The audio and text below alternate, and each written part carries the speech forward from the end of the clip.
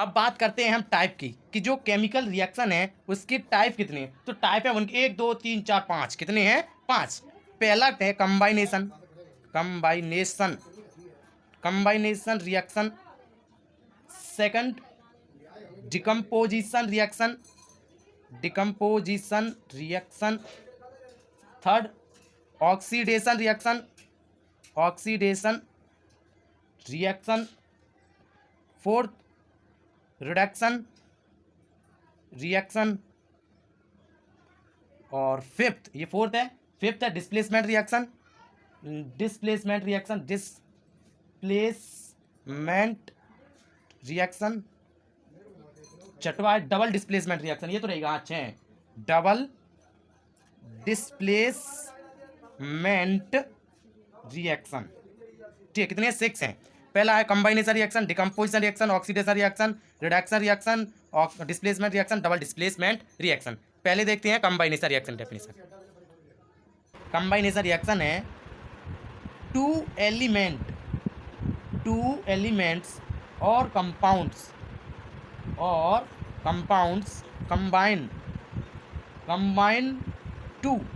combine to form new compounds। कंबाइनेशन reaction वह reaction है कि 2 एलिमेंट्स और कंपाउंड्स, 2 एलिमेंट और कंपाउंड कंबाइन होते हैं और एक न्यू कंपाउंड बनाते हैं, उसे कंबाइनेशन रिएक्शन कहते हैं।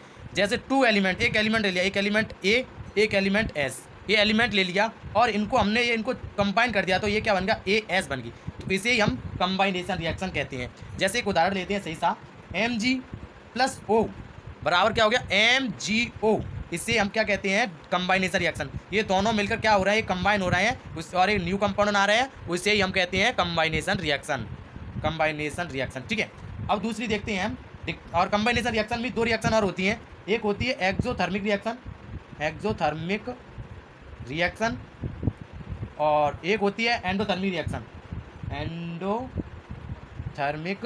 रिएक्शन। ठीक है, तो एक्सोथर्मिक रिएक्शन और एंडोथर्मिक रिएक्शन ये 2 होती हैं। ठीक है, exothermic reaction and endothermic reaction. Exothermic reaction में इतना ध्यान रखो बस, हीट इज प्रोड्यूस्ड, जो हीट है वह प्रोड्यूस होती है या रिलीज होती है या प्रोड्यूस होती है, हीट प्रोड्यूस होती है। और इसमें हीट का क्या होता है, ऑब्जर्व होती है ये, या क्या होती है, हीट है ये ऑब्जर्व होती है। बस इतना ध्यान रखो, एक्सोथर्मिक रिएक्शन में हीट का प्रोड्यूस होना, एंडोथर्मिक रिएक्शन में हीट का ऑब्जर्व होना। जैसे उदाहरण लेते हैं एक्सोथर्मिक रिएक्शन का, CH4+2O2 मिलकर है ना CO2 + 2H2O। ठीक है, इसमें क्या हो रहा है, कहीं ना कहीं प्रोड्यूस हो रही है, इसमें हीट है वो प्रोड्यूस हो रही है। CH4O2 मिलकर क्या बना, कार्बन डाइऑक्साइड एंड वाटर। एक एंडोथर्मिक रिएक्शन की भी रिएक्शन देख लेते हैं, CaCO3 मिलकर क्या बना, CaO + CO2, क्या बना, CaO + CO2। ये क्या है, एक एंडोथर्मिक रिएक्शन की डेफिनेशन है कि इसमें हीट ऑब्जर्व होती है और इसका एग्जांपल है CaCO3 + CaO + CO2। और एंडोथर्मिक रिएक्शन की heat is produce in CH4 + 2O2 बराबर CO2 + H2O। ये एक्सोथर्मिक रिएक्शन हो गई, ये हीट एंडोथर्मिक रिएक्शन हो गई। अब आते हैं दूसरी की तरफ की ओर। दूसरी में क्या है, डिकम्पोजिशन रिएक्शन। डिकम्पोजिशन रिएक्शन क्या होती है, तो वन कंपाउंड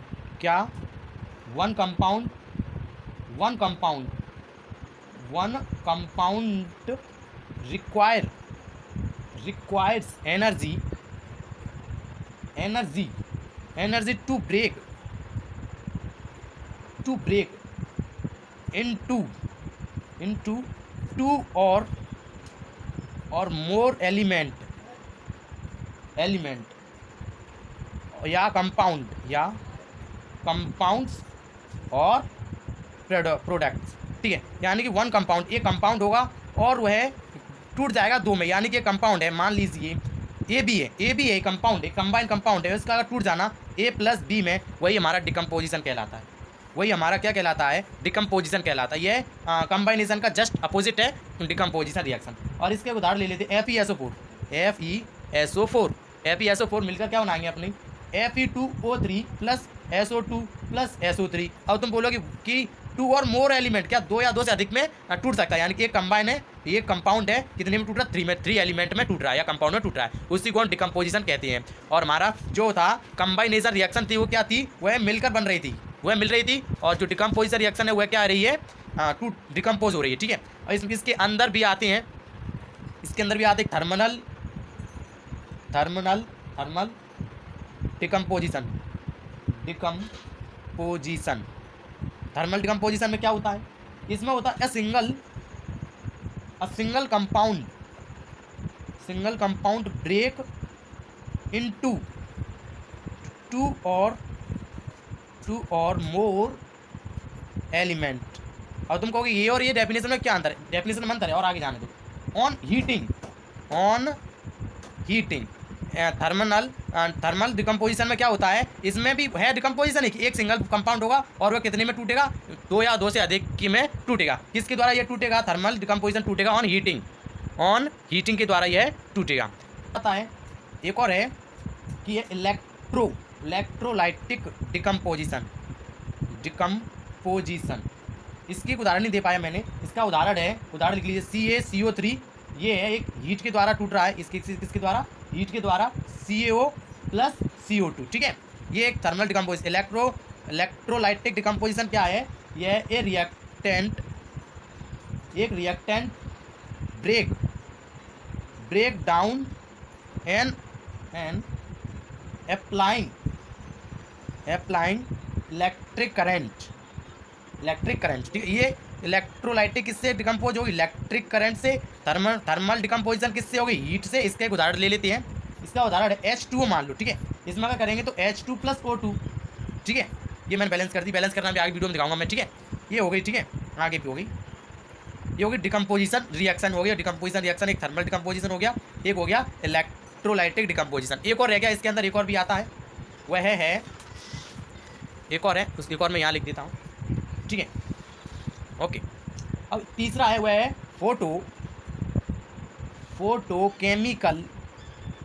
केमिकल डिकम्पोजिशन, ठीक है। इसकी डेफिनेशन है डिकम्पोजिशन, अ रिएक्टेंट, डेफिनेशन सबकी एक जैसी ही रहेगी, a reactant break down in presence of sunlight, ठीक है। ये किसकी प्रेजेंस में होगी, सनलाइट की प्रेजेंस में टूटेगी, और ये सनलाइट की प्रेजेंस में टूटेगी। जो थर्मल डिकम्पोजिशन हुआ हीट से, और इलेक्ट्रोलाइटिक डिकम्पोजिशन हुआ इलेक्ट्रिक करंट से, और उसका उदाहरण भी दे दिया मैंने। और ये फोटोकेमिकल डिकम्पोजिशन हुआ किससे टूटेगी, सनलाइट की प्रेजेंस में। इसका एक उदाहरण है 2AgBr बराबर 2Ag प्लस Br2, ठीक है। ये टूट गई यहाँ पर, ये किसकी हो रही है, ये हो रही है सनलाइट की प्रेजेंस में, आपके NCERT में भी दिया हुआ है। और चलते हैं तीसरी टाइप की ओर, ऑक्सीडेशन रिएक्शन, ठीक है। ऑक्सीडेशन रिएक्शन की डेफिनेशन की gain of oxygen atoms, loss of hydrogen atoms, ठीक है। ऑक्सीडेशन रिएक्शन उसे कहते हैं जिसमें ऑक्सीजन क्या गेन हो रहा हो, हाइड्रोजन का लॉस हो रहा हो। यानी कि कहने का मतलब ये है कि ऑक्सीजन प्लस हो रही हो और हाइड्रोजन माइनस हो रही हो एक किसी रिएक्शन में। जैसे एक रिएक्शन में ले लेता हूँ Cu कॉपर प्लस ऑक्सीजन मिलकर बनता है CuO, यानी कि मैं बैलेंस कर देता हूँ 2CuO O2 बराबर 2Cu। यानी यहाँ पर देखिए ये कॉपर है प्लस O2, क्या बनना है यहाँ पर कॉपर ऑक्साइड, यहाँ पर क्या हो रहा है ऑक्सीजन का क्या हो रहा है यहाँ पर ऐड हो रहा है Cu, यहाँ पर अकेला, यहाँ पर क्या हो रहा है Cu प्लस O हो गया CO2, इसमें Cu क्या हो गया ऑक्सीडेशन हो गया, ये क्या हो गया ऑक्सीडेशन हो गया। अब देखते हैं रिडक्शन आता है, रिडक्शन अब देखते हैं रिडक्शन रिएक्शन। इसमें जस्ट इसका अपोजिट है, इसमें है गेन ऑफ हाइड्रोजन एटम्स और लॉस ऑफ ऑक्सीजन, ठीक है, ऑक्सीजन एटम्स। इसमें रिडक्शन रिएक्शन में क्या होगा, जस्ट इसका ही अपोजिट है, ठीक है। इसका क्या है, इसका ही अपोजिट है, यानी कि रिडक्शन में क्या है, यानी कि जो रिडक्शन रिएक्शन है उसमें ऑक्सीजन का क्या हो रहा है माइनस हो रहा है, हाइड्रोजन है उसका क्या हो रहा है हाइड्रोजन का क्या हो रहा है, प्लस हो रहा है, और ऑक्सीडेशन में ऑक्सीजन प्लस हो रही है, हाइड्रोजन क्या हो रही है, माइनस हो रही है। इसमें पॉजिटिव, एक एग्जांपल इसका भी ले लेते हैं, CuO प्लस H2 बराबर Cu प्लस H2 यानी कि Cu प्लस H2O। यहाँ पर ध्यान से देखना, CuO H2O, यहाँ पर Cu है, इसमें से ऑक्सीजन क्या हो गई, हट गई, यहाँ पर आकर जुड़ गई, ठीक है। यहाँ पर जो रिएक्शन हो रही है उसमें रिडक्स रिएक्शन हो रही है, कि ऑक्सीजन का क्या होना, माइनस, इधर देखना, इसमें से क्या हो रही है, इसमें से माइनस हो रही है, Cu में से क्या हो गई, माइनस हो गई, ठीक है। तो ये क्या हो गया, रिडक्शन हो गई। इसमें देखो Cu में से क्या गायब हो गया, नहीं गायब हो गई ऑक्सीजन, यहाँ से यहाँ पर जुड़ गई, तो ये यहाँ लॉस हो गई, यहाँ से यहाँ पर जुड़ रही है, हाइड्रोजन में आकर जुड़ रही है, तो ये क्या हो गई, रिडक्शन हो गई। एक और की तरफ चलते हैं, एक देखते हैं रिडॉक्स, एक इसे यहीं देख लेते हैं रिडॉक्स रिएक्शन को। रिडॉक्स रिएक्शन ये क्या है, ये ऑक्सीडेशन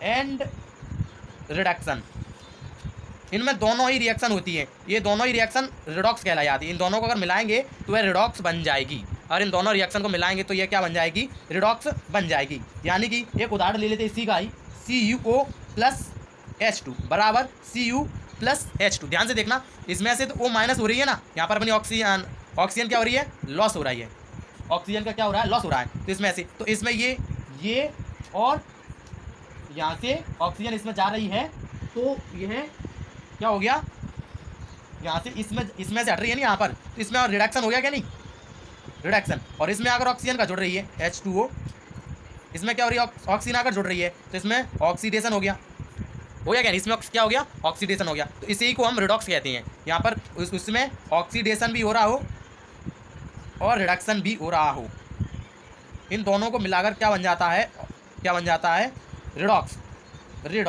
ठीक है, ये ध्यान रखना है। अब चलते हैं नेक्स्ट की तरफ, अब नेक्स्ट की तरफ चलते हैं। नेक्स्ट डिस्प्लेसमेंट रिएक्शन, क्या, डिस्प्लेसमेंट रिएक्शन किसे कहते हैं, displacement reaction, more reactive element displace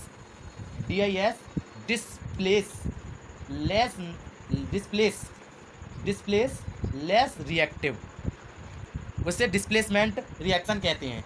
उसमें से जो मोर रिएक्टिव एलिमेंट है, उसमें से इसमें से डिस्प्लेस हो रहा हो, उसे ही हम डिस्प्लेसमेंट रिएक्शन कहते हैं। जैसे उदाहरण से समझाता हूँ मैं आपको, Fe प्लस CuSO4 मिलकर ना FeSO4 प्लस Cu, यहाँ पर देखना Fe मोर रिएक्टिव देन है, यहाँ पर जो Fe है वह मोर रिएक्टिव है, इसलिए वो यहाँ से हटाने यहाँ पर SO4 जुड़ गया, ठीक है। Fe क्या है, मोर रिएक्टिव देन Cu से मोर रिएक्टिव देन है। यहाँ पर देखना ये क्या हो गया, डिस्प्लेस हो गया Cu यहाँ से, तो FeSO4 बन गया, ठीक है। अब देखते हैं डबल डिस्प्लेसमेंट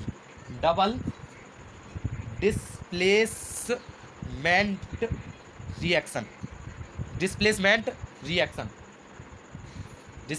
ठीक है। इसमें लिखते हैं point, two compound exchange their ion to form और न्यू, यानी डबल डिस्प्लेसमेंट में किसका चेंज होता है, आयन का चेंज होता है। उदाहरण शायद इसको भी देखते हैं, जैसे Na2SO4 प्लस BaCl2 रिएक्ट बनकर बनता है BaSO4 plus 2NaCl after a chemical reaction when, ठीक है।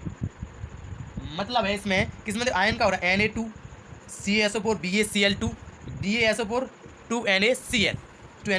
यहाँ पर आयन देखो, यहाँ देखो ना Na, यहाँ पर NaCl, यहाँ पर एक NaCl बन रहा है, सॉलिड बन रहा है, यहाँ पर सॉलिड बन रहा है, यहाँ पर क्या हो गया, Na डिस्प्लेसमेंट हो गया, इसमें से आयन इसके चेंज हो रहे हैं आप उसमें, ठीक है, डिस्प्लेसमेंट रिएक्शन कहलाते हैं।